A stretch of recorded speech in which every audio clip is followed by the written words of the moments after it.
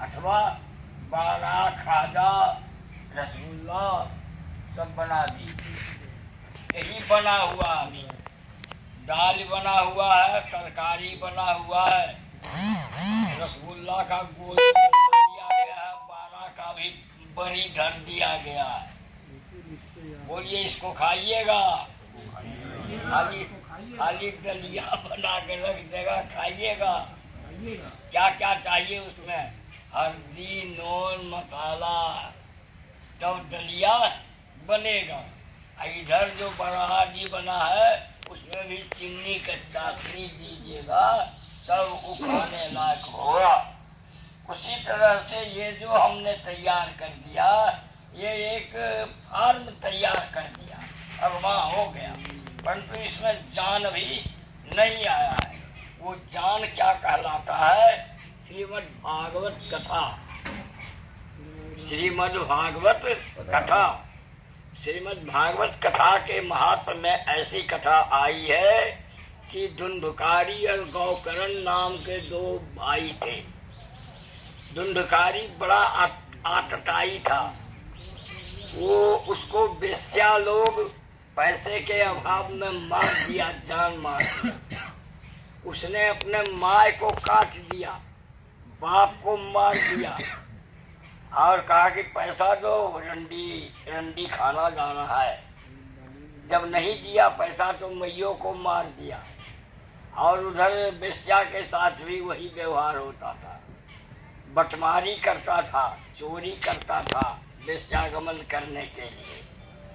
तो जब वो मर गया तो भूत हो गया। उसका भाई था गौकरण।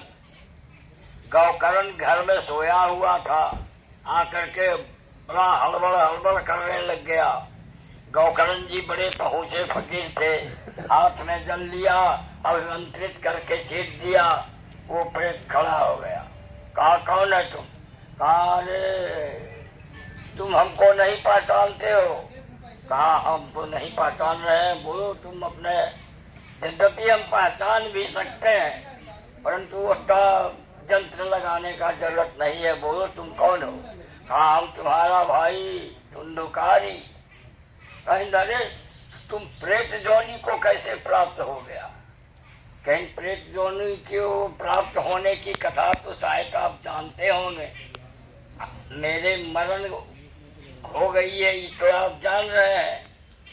कहा तो हम जान ही नहीं रहे हैं, बल्कि तुम्हारे लिए हम गया में पिंडदान भी कर दिया है। वो धुंधुकारी कहा कि हमारे पास इतने बड़ा पाप का स्टॉक है, इतने बड़ा पाप का स्टॉक है कि आप देख लीजिए सूर्य में कितना ताप है, लेकिन अभी कहाँ गया तापा? क्या कारण है? बदरी छाया, इसीलिए सूर्य में ताप नहीं। उसी तरह से कि गया श्राद्ध सते नापी मुक्ति में न भविष्यति। 100 गया श्राद्ध भी कर दोगे तो भी हमारी मुक्ति नहीं होगी, क्योंकि हमारे पास इतने बड़े पाप का ढेर है कि उसको समन करने के लिए बहुत बड़ा तोप चाहिए। तुम उस तोप का खोज करो जो इतने बड़े ढेर को उड़ा सके। कहीं अच्छी बात है, शांत हो जाए। सुबह में जाके सबसे गांव घूर गए कि भाई हमारा भैया ऐसा बोल रहा है।